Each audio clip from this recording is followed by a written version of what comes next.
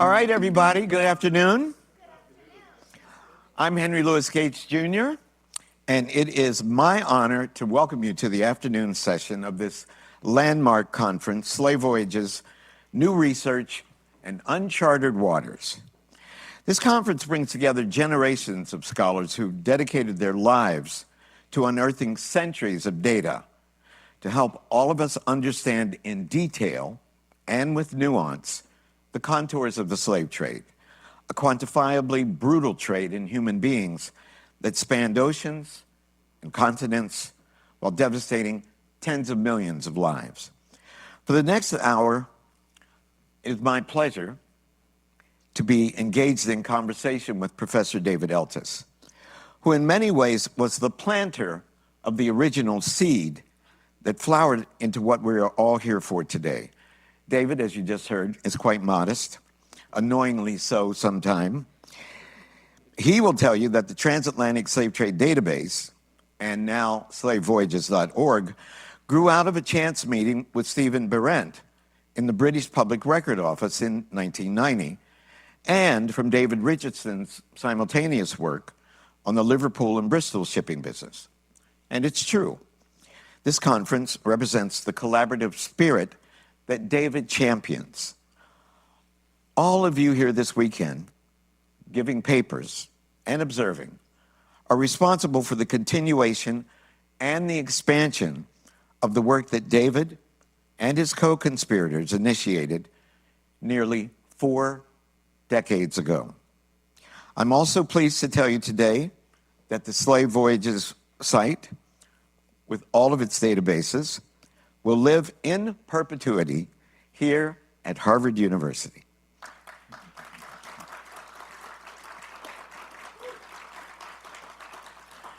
Let the church say amen on that.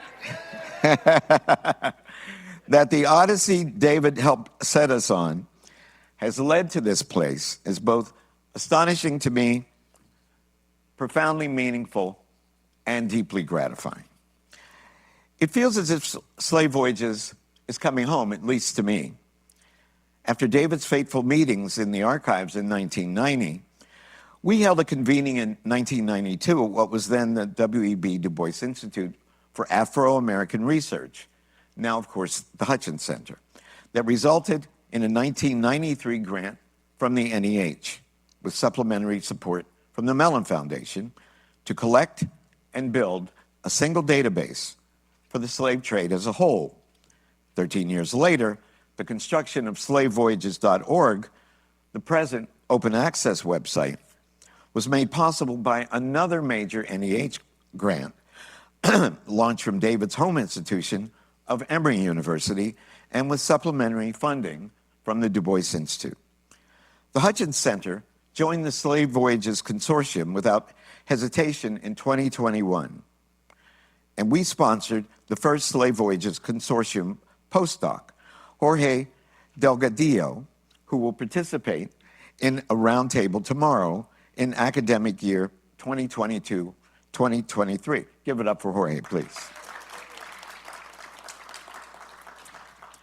When the discussion turned to transitioning the hosting duties of the website and the consortium at Rice to another partner in 2027, we eagerly put up our hand. The work of this migration will be arduous, but the current host of the consortium, Professor Daniel Dominguez, has set us up for success with his dedicated leadership and unflagging support. And without him, this transition would be impossible. Ladies and gentlemen, give it up for Daniel. A diplomat par excellence. As it happens, Daniel learned from the best. He trained as a graduate student under, ta-da, David Eltis. So many legs of this voyage lead back to David, a visionary who's been able to make real what seemed like an impossible dream so many years ago. Allow me to take just another minute or two. In the fall, we host our annual Hutchins Center Honors, at which distinguished individuals from many fields are recognized for their considerable contributions to Black history and culture. And they are presented with the W.E.B. Du Bois Medal, Harvard's highest honor in African and African American studies. Occasionally, we go off cycle when the moment presents itself. And the moment, ladies and gentlemen, has indeed presented itself.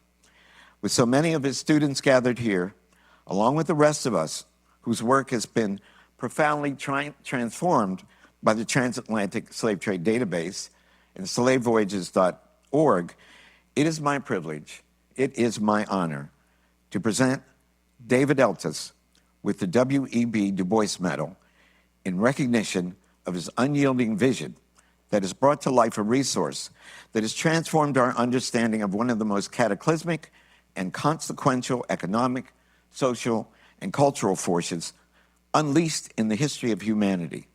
In doing so, he has navigated us through uncharted waters and cleared a path for generations of scholars to study and reveal the true nature of the transatlantic slave trade.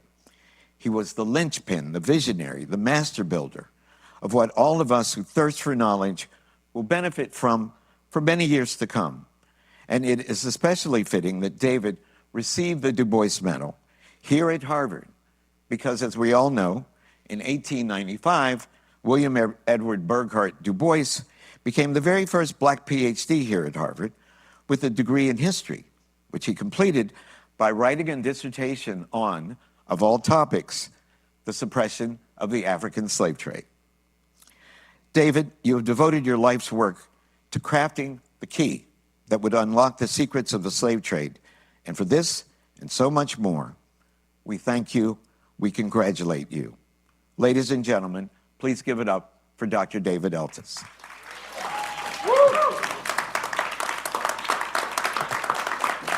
David?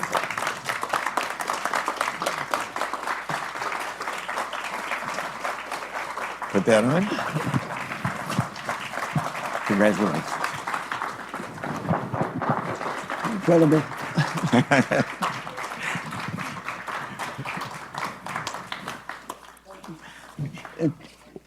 Well, there's nowhere to go after that, so I'm going home. It suits me. Congratulations, buddy. Thank you.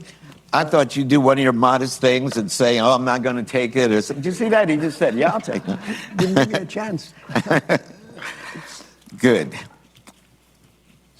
Boy, we've come a long way since the first day we met, Professor Eltis. 92, that's right. We have. Yeah. All right. 32 years. Yeah. And it's been glorious. Congratulations on the publication of your new book. Thank you. We've ordered copies for, have they come yet? Abby, Justin? We've ordered copies for all the participants, so you don't have to buy the book. You can clap. You can clap for that. David, I think of the creation of what became Slave Voyages as a big bang moment in the history of our field. Would you mind taking us back to that moment of inspiration and tell us who and what lit that spark? I think the answer is Philip Curtin in 1969, who actually generated a realistic assessment of the slave trade, the size of the transatlantic slave trade. Before his era, there were some pretty wild estimates. His estimate was actually too low. We now know that. He estimated 10 million, didn't he? 9, I think. 9. Yeah, or 9.5. But one thing which was the core of what happened subsequently was the fact that he delivered to me, at that time a graduate student, so I was very impressed, a box of 2,313 punch cards. And at that time I was working in a community college. What year was this? 1970. Wow. And I was able to get the new computer department there to take the punch cards and turn them into data, which was usable. That was the starting point. What made you interested? What struck your fancy in the first place? Well, I guess the civil rights movement was probably the original trigger, which obviously was well underway by that point. But also, I was reading stuff on this slave trade, which didn't seem to me right. It just seemed to be out of line with what should have happened, given the scale of other migrations at the time. And on the other hand, I could see that possibly Curtin's numbers were too low. So I set out to try and reconcile those two extremes, I guess. So what did you do with all those punch cards? I remember them. I mean, I remember you'd have to stand in a long line at the computer. I took a cliometrics course junior year at Yale. I was a history major. Yeah. You make one mistake, you had to go back and do the whole thing again. And join the queue again. Yeah, man, it was a nightmare. It was. That's when I decided to get a PhD in English. Yeah, well, I didn't. I maybe should have done. Yeah, I stuck with it. Of course, other scholars were working on the same topic as I was interested in. Herbert Klein, who was actually a co-author on the CD-ROM, which came out in the 1990s. And then we joined up with Manolo Florentino in Brazil, and Daniel was an undergraduate at that point. And actually, there were 4 of you who, going into the archives daily, bringing data to Manolo and I, and we were playing with it. I don't know if you remember that. I remember very well. Yeah. And I guess only 2 of you moved on into the topic. Yes. And one of you, second person, passed away, unfortunately. Yeah. David, I remember Du Bois had various numbers, various estimates. One really crazy one was 100 million Africans being shipped across the ocean. Right. Toni Morrison famously She said claimed 60 million. 60 million, yeah. And you said when Phil Curtin, when you saw his estimate at 9.5, you thought that was low. Why did you think it was low? Just in relation to other migrations which are taking place, it just seemed to me, I mean, it's clear that Africans were the dominant element in transatlantic migration, albeit part of it forced, major part of it forced. But until 1820 or so, for every million European arrivals, there were something like 4 million African. And the migration field just hadn't recognized that at all at that point. They didn't take on board the 100 million, 60 million estimates. The scholars themselves clearly were going for lower figures, but nobody realized the relative importance of black migration compared to European. And I think that's, for me, it's one of the most striking findings in the last half century. When I regularly lecture about tracing ancestry, Right. and I use, we've created maps with Ben Lewis, IQSS, who's our own resident digital map genius. And I ask audiences, there'd be 1,000 people would turn the lights on, and they'll say 12.5, 15% died, 10.7. How many came to the United States? And nobody ever guesses it. Yeah. And they are just still shocked at how small the numbers who came to the United States and how large the numbers came south of Key West. Yeah, I mean, look at the 19th century figures. Look at the time of emancipation, abolition. You can understand why they would think that, because most black people lived in the United States. The Caribbean. 4.4 million in that's right. 1860. Yeah. And what happened to all the other black people? You mean outside the United States? Yeah, I mean, why are the numbers so low, leading to that shock from people today, relatively speaking? Yeah, I think it's just the data available. The census figures, clearly, you have to accept. What we don't know still is reliable census data for Brazil. It's possible Brazil will end up with a number which is not going to be 4 million, I don't think, but it's certainly going to be fairly high. And the Caribbean, of course, dominates the situation. But You know, those islands were small. They're also horrific in terms of, you know, deaths and disease. But clearly, it's not going to, you're not going to get a population in the Caribbean which is anything like that in the States. Orlando, despite the fact that Cuba and Jamaica had 2.5 times, roughly, the number of Africans to arrive in the United States. Orlando Patterson, and we just sent him an email to say, get over here, and he'll be on the steering committee of Harvard when the database transitions, Right. as used the phrase genocide for the slave trade to the United States. Yeah. Do you think that's accurate? I think it is. For the early period, it's certainly the case, yeah. What was the problem methodologically that you were trying to solve?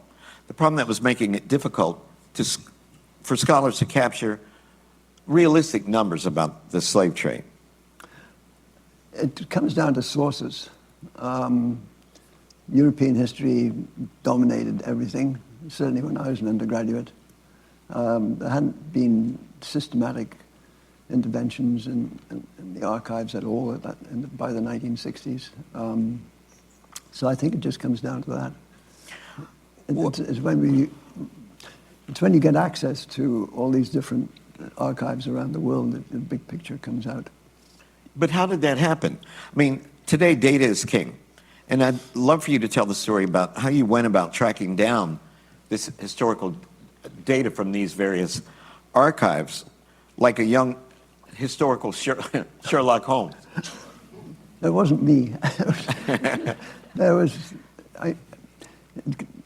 My work coincided with the careers of many outstanding scholars, several of whom are no longer with us, including David Richardson, whom I worked with for decades. And I think it was simply what came out of the research of all these individuals. It was the golden period for research, if you can call it golden, into the Atlantic slave trade. Basically, that coincided with great generosity on the part of all these scholars. We couldn't possibly have done this without contributions from not just underpaid graduate students, but also from so many established scholars who get the book out and they'd ship data to us. It was amazing. And maybe more so than would happen today, I don't know. What role well, you've talked about the crucial role that earlier scholars played. And I've heard you at our dinner table and in seminars, and I've read in interviews, you talk about Eric Williams' work. Share that with the audience, please. Well, Eric Williams brought the topic to the fore. That was his main contribution, I think. He what? Sorry? Brought it to the fore. He brought it to center stage. Not initially, because the 1944 book didn't go anywhere at all until the reissue took place in 1962, I think. And then it took off, and that coincided with the civil rights movement. Right. And the creation of Black Studies. That's right. Yeah. And that's what made the difference. As far as his broader conclusions are concerned, I've had difficulty accepting them, but I don't think slavery was indeed the source of the Industrial Revolution. If you want to know more about it, read my book. I've got discounted offers available somewhere, I think. But briefly, and you know, I've read it, that book. But briefly, because I'm fascinated by Eric Williams. Yeah. I've never met him, but No, me. No, I met his wife. I can't say I met him. Yeah. But when I came to Harvard and inherited the Du Bois Institute from the late Nathan Huggins, Barbara Solo was a fellow. Yeah, that's and right. she loved her some Eric Williams. I mean, she thought her life was dedicated to preserving his memory. Yeah. So where do you and Eric start and stop? Starting point was, well, he alerted me to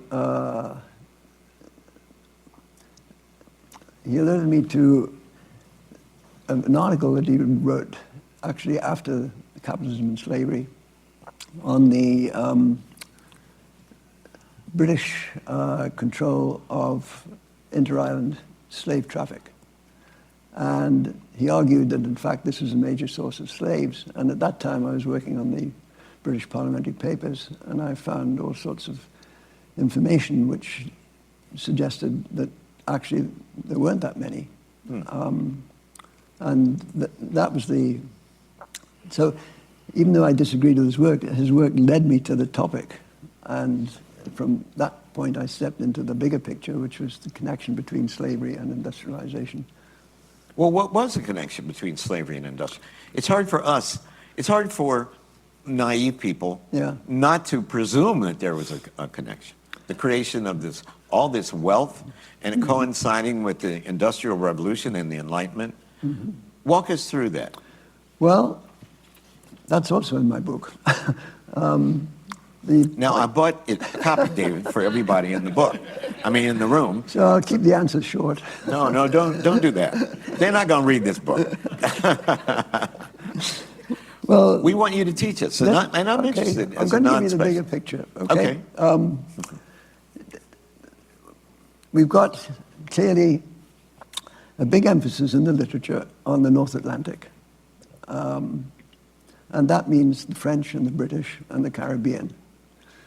And Eric Williams basically followed that pattern and, of course, made the links. He wasn't really interested to outside Britain or the British colonies. He made the links between slavery, actually the slave trade originally, but slavery as well, and British growth. And, of course, the two coincided. But the big picture is this. We now know that Portugal and Brazil were by far the largest carriers of Africans to the New World. Okay, let's fast forward to the present. Who's the poorest member of the EU today? Spain. Portugal. I was close. I think Spain comes second. Okay.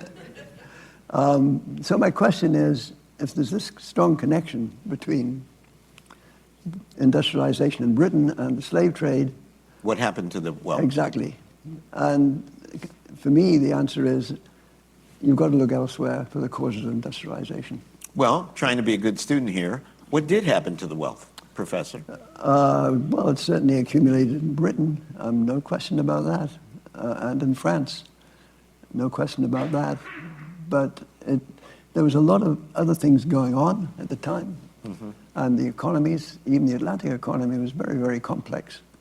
So it's just not, it just does history a disservice to make these kind of links between one traffic. I mean, that's fair. Everybody with a specialization in an industry or an activity, an economic activity, says that, well, this is what contributed to, and this is what made industrialization possible. The crowning comment here was a Russian historian who said it was the fur trade from Russia that caused industrialization.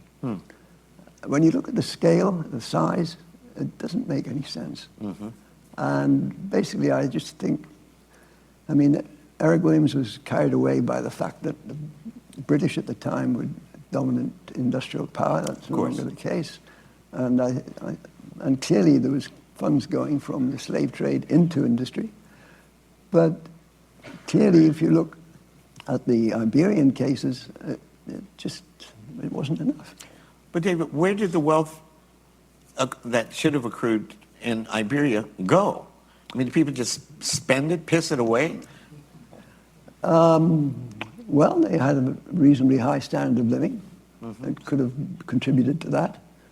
What's missing from the bigger picture often is Brazilian gold. There's a big emphasis on Spanish and silver, but Brazilian gold was pretty important too. This is not a plantation activity, but it was very important for the Portuguese economy, but apparently not sufficiently important to make it the first industrial power of the world. What about Walter Rodney? I've never asked you this. Walter Rodney's work. I remember I took a gap year at Yale. I was pre-med, and I went to work at a hospital in Tanzania, an Anglican mission hospital. Right. And I moved into Dar es Salaam from the center of the country for about a month before this guy and I took off hitchhiking, and there was a conference at the university, at Dar es Salaam, at the University of Tanzania. Right. And Walter Rodney spoke, so I actually met him. Oh, he's very, very compulsive speaker. And so his famous book, Yeah. how do you feel about his thesis? It has its merits. I think you can see its influence, especially on Paul Lovejoy's work. I don't think Paul Lovejoy would have. His work is basically an extension of. How Europe underdeveloped Africa. Yeah, of Rodney's material, and it's. I don't think it quite has the power that it used to have. Scholars are chipping away at it. The transformation thesis from Lovejoy is essentially what Rodney was talking about. So his work was given legs by what Lovejoy wrote. Walter Rodney, I believe, was clear about the role of African merchants and elites in the slave trade. Yes, and indeed, we found evidence of that with the new data. One of the major elements in the current SlaveVoyages project is lists of merchants involved, and we've managed by using trade books to include African merchants in that survey as well as the European merchants. We've got about 12,000 names of Africans who are actually in the business of selling. And the fascinating thing that comes out of it is the fact that, and again, this is in contrast to the broader literature, how important small sellers and small merchants were.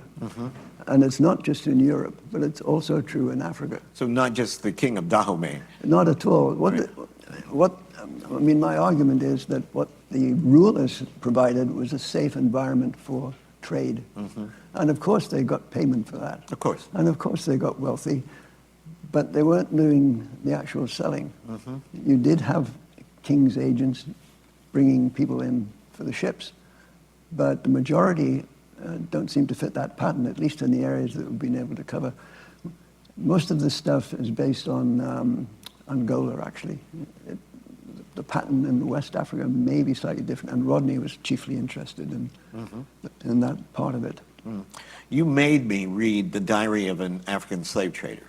Cano? And how many of you have read that? Everybody should read it. Yeah, it's true. Everybody should read it. And if I can ever get Stanley Nelson to, at PBS, at PBS, we all have to divide up what we're doing. So Ken, Stanley and I, sort of parcel things. The question is, who gets there first? So I got to the Great Migration before Ken Burns did, thank goodness. Stanley has dibs on the history of the slave trade. Yeah. And I want it, as you know. Yeah. So I'm hoping, I keep hoping that we can broker a deal. But I would build it in part around that diary. It's so incredible. Yeah, and this was not a big slave trader in the sense of being super rich. No. That document is particularly useful precisely because of that. He cut off a lot of heads, man. He did. Boy, he said, sacrifice 10 today, going to have lunch. It's a remarkable document. Let's go back to the creation of the database. What were the biggest obstacles to getting the project off the ground, to making this thing work? Well, it'll be a lot harder today, especially since last night, what we know about the NEH. But what we had going for us was an international underpinning, really, because we got money from, the biggest grant we got was actually not from the US at all, it was from Britain. Arts and Historical Research Board back in 2005, 2004 actually. So, it helps if you've got a project which covers such a large part of the, especially the Atlantic world, which was still the center of history there was a sort of movement from European history to Atlantic history. Now it's quite justifiably broadening again to include the globe. Was there a particular moment, an epiphany, when you knew it, when you knew at last this thing was going to work? Probably when I met you.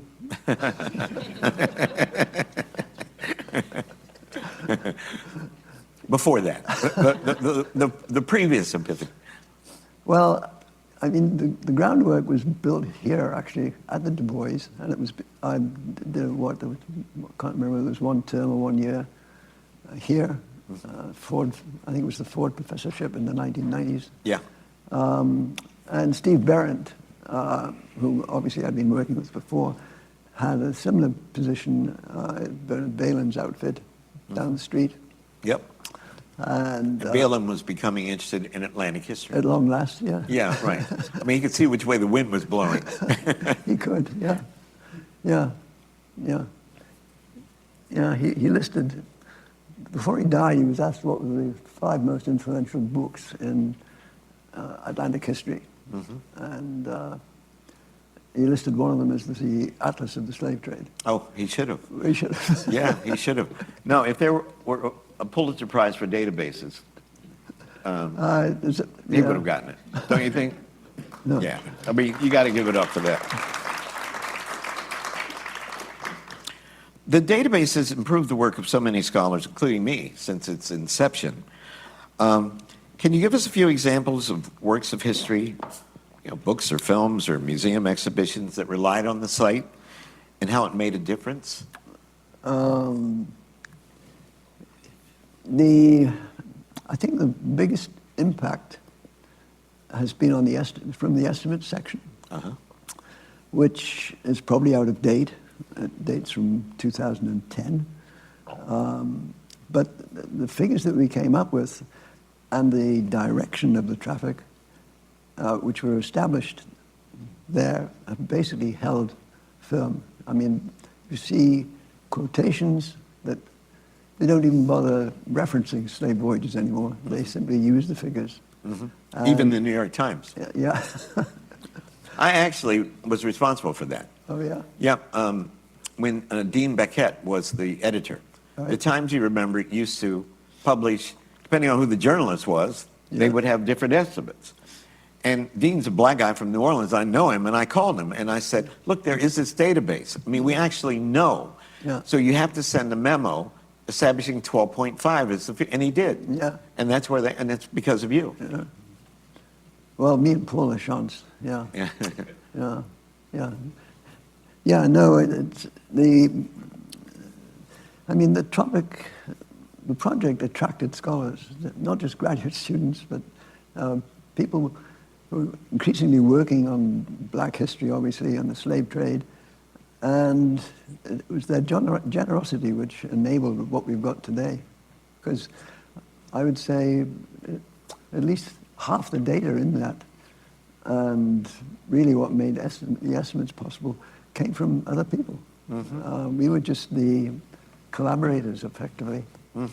And I'm not sure that experience can be repeated. It was a kind of topic which straddled the world, and, well, not quite the world as we've seen, but it was the step towards straddling the world. People were interested in expanding it. But the world's much smaller now because we're in the digital age. Yeah. So why can't the next iteration of Slave Voyages here Go into do that expeditiously as well? We're doing that already with the Indian Ocean project, obviously. Which is very exciting. Yeah, I agree. But I'm afraid the prospects are not as strong as they are in the Atlantic. I mean, in the Atlantic, you've got maybe 5 or 6 languages, that's all you need. In the Indian Ocean world, that would be a dream scenario if you just had that number of languages.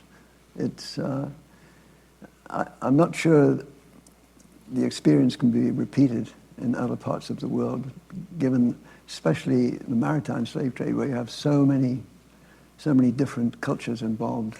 But I thought you were suggesting that it was the collaborative part that would be difficult to replicate. I think we've gone through that phase. I think we're at the point now where people realize the benefits of it.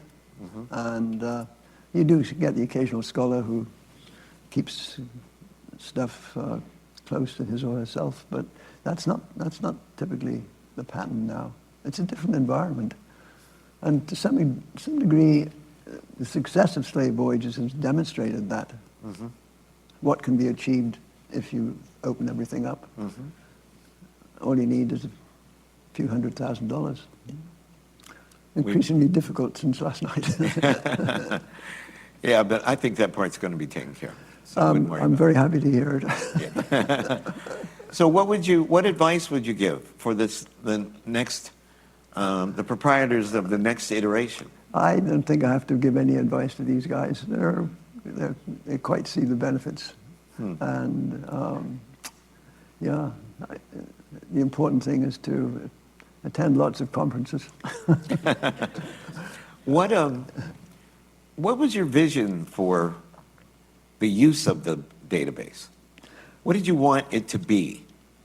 Actually, from fairly early on, I wanted it to be what it's become, like something that was available for all at no cost. And more important, to be open to further contributions down the road. That's one aspect of the project which I don't think gets enough attention, is the fact that we accept contributions, and I'm not talking about finance here, I'm talking about data, contributions from anybody in the field. And in a sense, it's become too successful. We're sitting now with a backlog of 3,000 contributions which we haven't been able to edit. So that's an indication of the health of the project. And it's just not something that enough people realize. There's a lot of emphasis on new projects, but the idea of actually creating something that everybody can contribute to and improve over time, I think that's the key element. Truly collaborative project. It's collaborative far beyond anything Steve Berend and I had in mind in the 1990s. And it's, as I say, it was built on the generosity of other scholars, and I think in the process it's shown the benefits of generosity. And I trust it will continue. Indeed. David, I have to confess, I've never understood the estimates part of them. I know, you keep emailing me. Yeah, I do. And it gives me a different answer every time, you know. Yeah. One time he said, I ask questions that wouldn't have occurred to you. Isn't that fair? I think that happened once or twice, yes. Yeah. And so, but that's good, right? Because Absolutely. I'm not a historian and trying to. Yeah. So what was your vision? I mean, did you want an average family to be able to go online and see? I wasn't thinking of that at all, I have to say.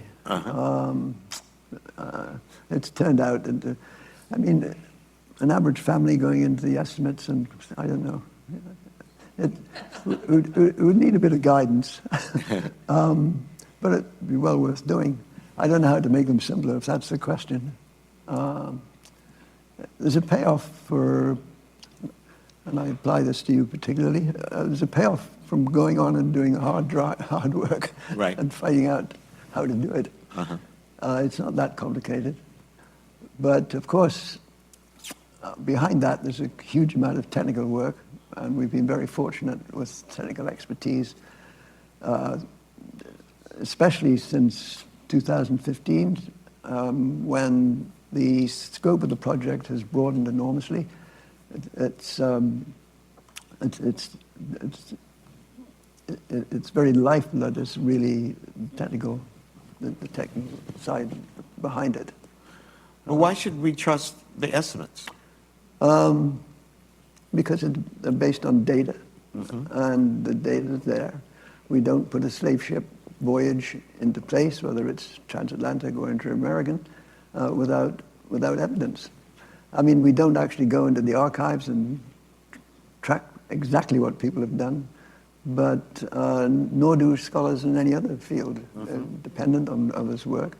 And so far, it's worked very well. Can you take us behind the curtain and give us a sense of, as it were, a day in the life of the database, what it's like to work and collaborate on the site and how it gets developed? Well, the whole thing's become much easier since Zoom.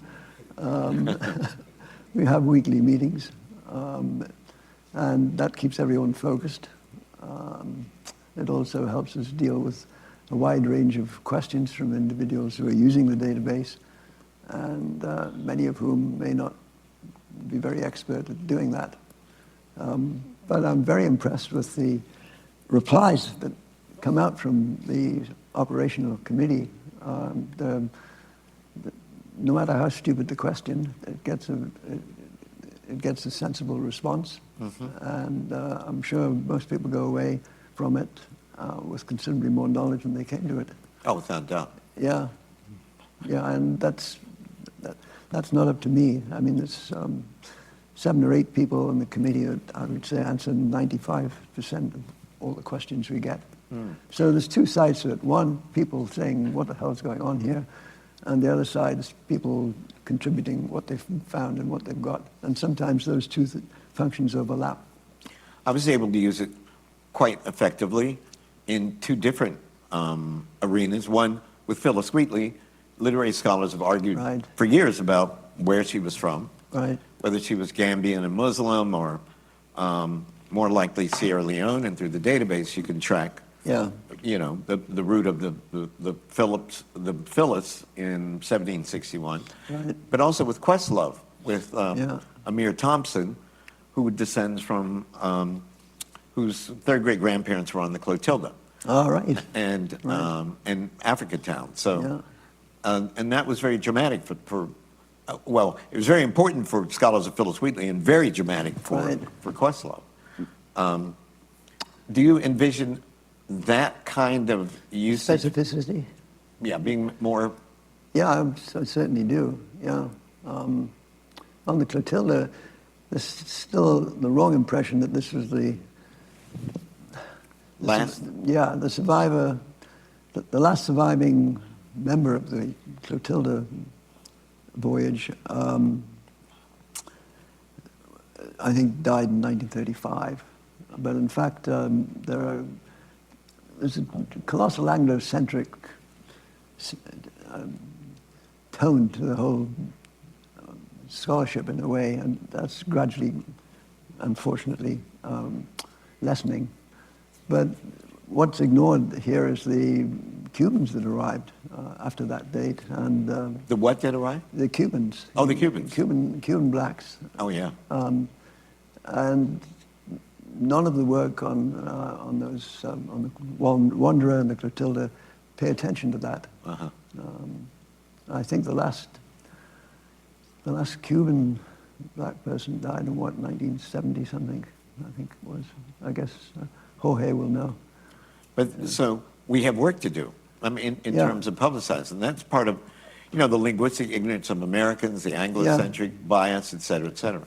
Yeah. And look how much Jorge and Mariel have expanded what we know about the slave trade to Cuba just in the last 10 years. Yeah. I mean, it's. I mean, this book really wouldn't have happened without the kind of collaboration that we've been talking about. I had no idea of the importance of the inter-American trade, for example, before Alex Barucki and Greg O'Malley turned in their work. On the African side, we know now we're able to project transatlantic diaspora images of individual language groups within Africa. There's a couple of maps in here, and also, if I can do another plug, the 2nd edition of the Atlas is coming out at the beginning of next year, and that includes data from what's called African origins, where we take the African names of people from the 19th century and identify their ethno-linguistic association. And we're able, and this is especially useful for tracking Islamic flows because Islamic names do tend to stand out. So we're able to do a set of maps showing not just which region in Africa was linked to which region in the Americas, but to actually take people on the basis of their ethno-linguistic identities. Oh, that's great. And project it across the Atlantic. I found it very useful for us to create the anachronistic maps of countries today. Yeah. You know, superimposing the data, because it helps to ground people. Right. Yeah. You asked me about that about 15 years ago, and I remember. And we did it. Yeah. I think the ones we did for the book are actually better than yours, but that's okay. Mine will change very quickly. All right, David, you're among friends, family, and so I'm going to ask you two questions. I want you to be honest. I want to know, what's the best thing about the database? That's the first question. What's the best thing about it? That it's a collective, that it's built on the expertise of many people, and is continuously open to new contributions. That's not a feature you find with a lot of stuff. Yeah. Okay. Conversely, weaknesses of the site. Not enough money. What has it done most successfully, but where can it be more robust? What's wrong with it? What needs to change? Well, You're the doctor. What needs to be fixed? I think it's doing very well. It's in good hands, not mine.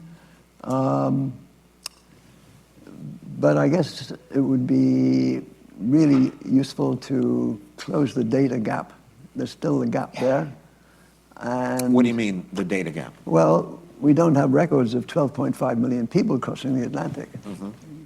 What we've got is a set of data which allows us to project that.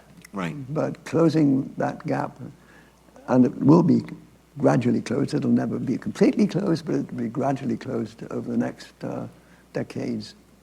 And that, to me, is pretty important.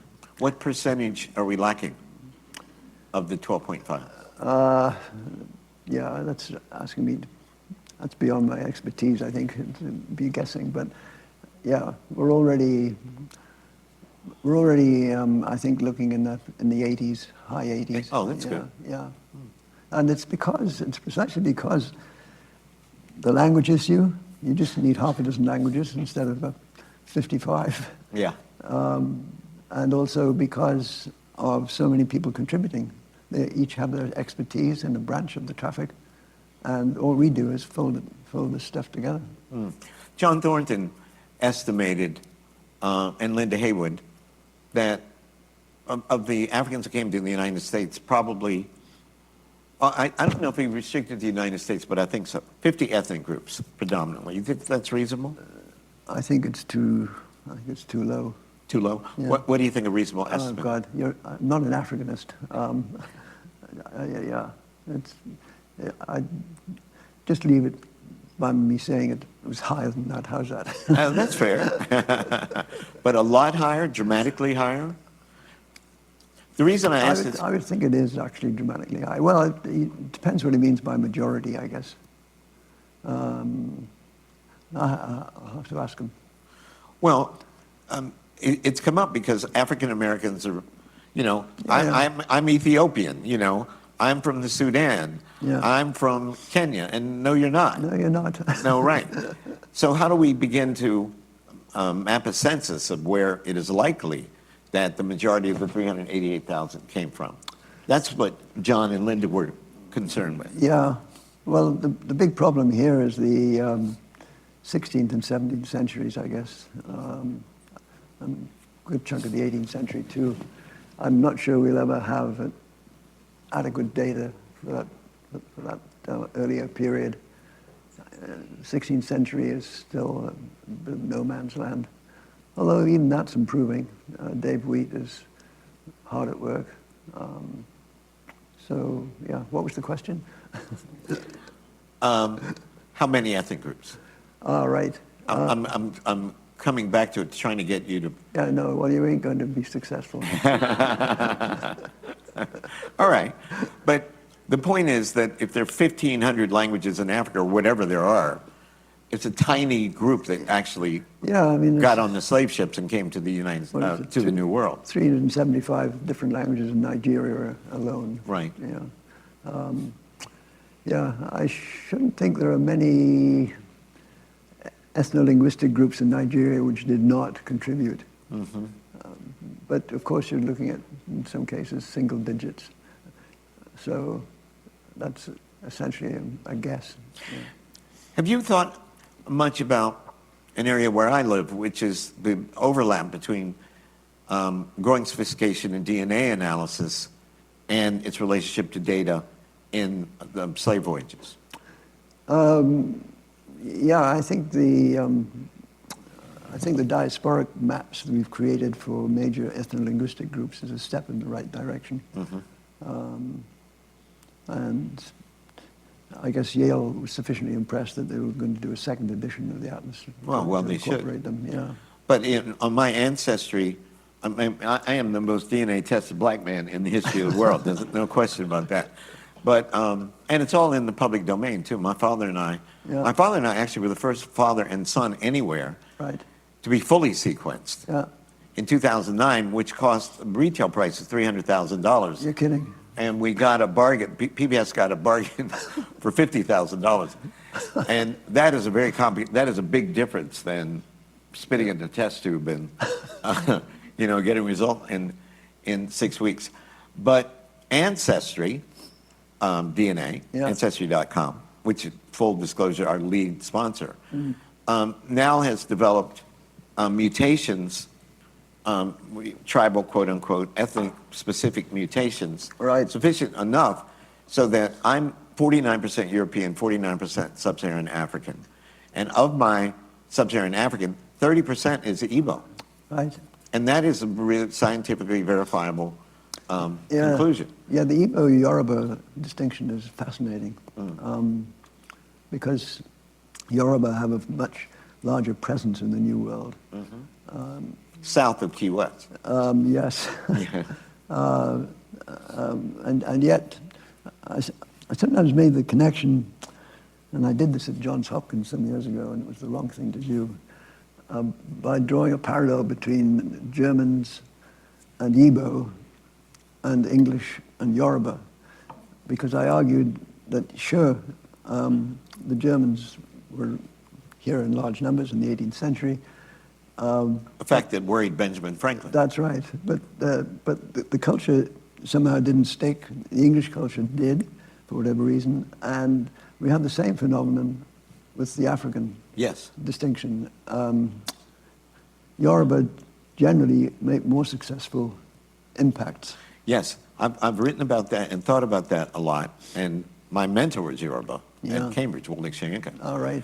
And I it's often explained in very positivistic terms, like, well, they came later, or that.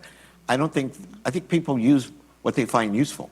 Yes. And I think that process is quite mysterious. Yeah. It's not as simple as, well, they were the last group in the slave trade, or OEO, or the Dahomey Wars, and blah, blah, blah, blah, blah. Yeah, yeah. No, it's something that's never been explained, but it's certainly strong. It's a strong factor, whatever it is. And it's beautiful. I love Yoruba culture. Yeah.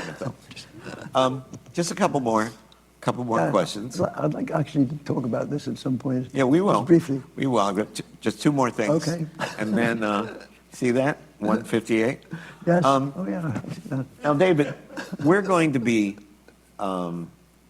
besieged with, this move will be properly announced. Right. Right now the university is pretty busy dodging bullets, trying to protect $9 billion.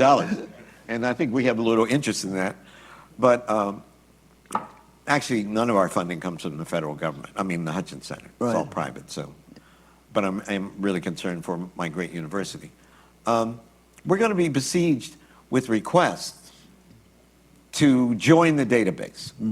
So where should the dividing line be? You have to advise me as a non-specialist and a friend, which I think is the strength of our relationship. I ask you naive questions, which just come to me, which I think are reasonable, and you go, wow, that's a crazy question. But what is going to, what should be added and what should not be added to the database?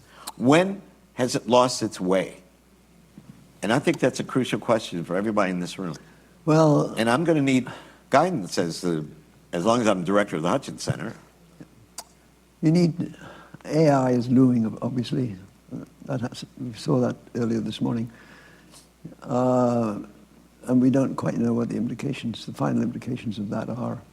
It's quite possible that the database will become redundant. And the work that we do, of course, will become even more important, and that's based on the data gathering.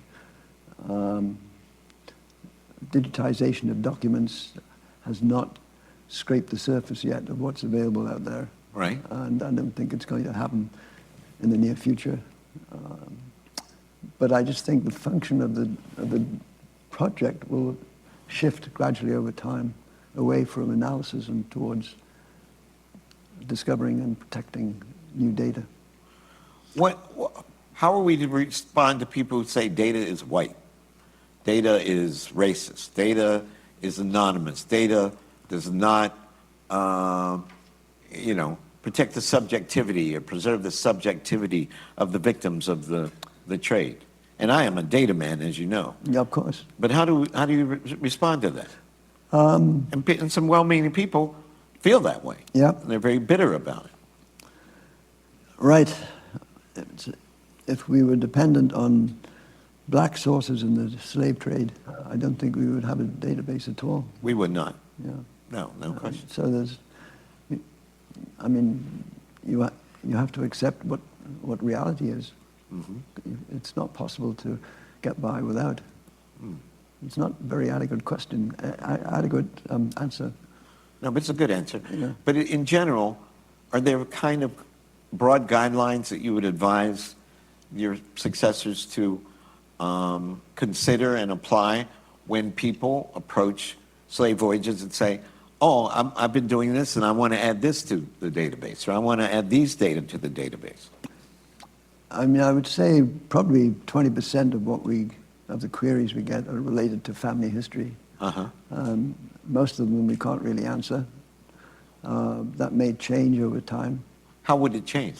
Well, if we get more information, we're able to make better connections with the past. And there's no doubt to my mind that we're going to be facing a lot more data coming in, especially digitized data. Mm-hmm. So, yeah, you have to face reality, and you can't create sources. Mm-hmm. It's just the way it is. But you can't be defensive about the nature of data. You can't capitulate to political correctness and woke consciousness when it comes to the database. Yeah, I don't think I'm noted for surrendering to wokeness, especially. Right. Nor am I. And I'm proud of that. I think it has no place in scholarship. What did you want to show us before I ask you the last two questions? Well, you've probably been looking at the screen wondering what the hell's going on. This is a picture of an audience which was in attendance at a lecture I gave in Jamaica in 2022, I think, just before COVID. And you can see it's a good audience. But there's one individual in there who stands out, partly because he's sitting at the front on the right-hand side. And it turns out he's from the Russian embassy in Kingston. Huh. The guy with the beard and the blue jacket. That's right, yeah. So it looks like Rasputin's. Uh-huh. Yeah. 1970s. So I finished my talk, he came up to me and said, your database has a problem. And I said, oh. He said, it includes a Russian ship. And he was right. The ship was called the Golubchik, which is Russian for swallow, and it sailed from Odessa. Uh-huh. So I said, why are you saying this? He said, well, I want that voyage taken out of the database, because it's not possible for a Russian a Russian slave trader to exist. And I said, well, the documents say otherwise. We do have this fairly strong historical basis for putting it in there in the first place. And he wasn't very satisfied, but that was the end of the conversation.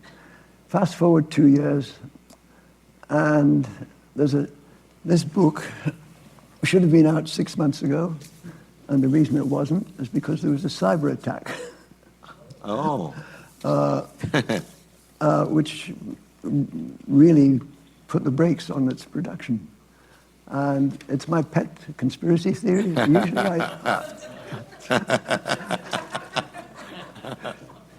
Usually I don't go for conspiracy, but in this case, I make the exception. Well, when the power came back on, was that Odessa Voyage gone from the database? The Voyage is still there. Okay, good.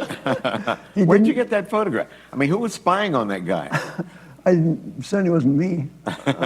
Maybe somebody in the audience knew what was afoot. I don't know. Thought they should take a clip. But yeah. What an odd thing. Yeah. Because they were embarrassed to be involved in the slave trade. Well, I guess so. Most people would be. Yeah. You had another slide, I think, or no? No, the other side was just it was just a summary of the book. So if you didn't want to buy it, you could at least get a flavor of it. But don't worry about it. You're much better off putting your money out, especially as we've got a discounted offer, I think, somewhere. Remember, we're giving it away to everybody. Oh, I forgot. Oh, well, this is hopeless then. Let me ask you a final question. These are tough times, man. How might the slave trade databases help us in these current challenging political times, do you think? Well, I think it's a classic success story, but then I would say that, wouldn't I? So I think it links scholars and techies in a way which has never been possible, at least in my experience. I would rather think most other people's experience too. And long may that collaboration continue. And thanks to you, I can see a future which probably wouldn't be there, given what's going on in Washington right now. What advice would you give the next generation? A final word. Well, it's not the most high-paying activity.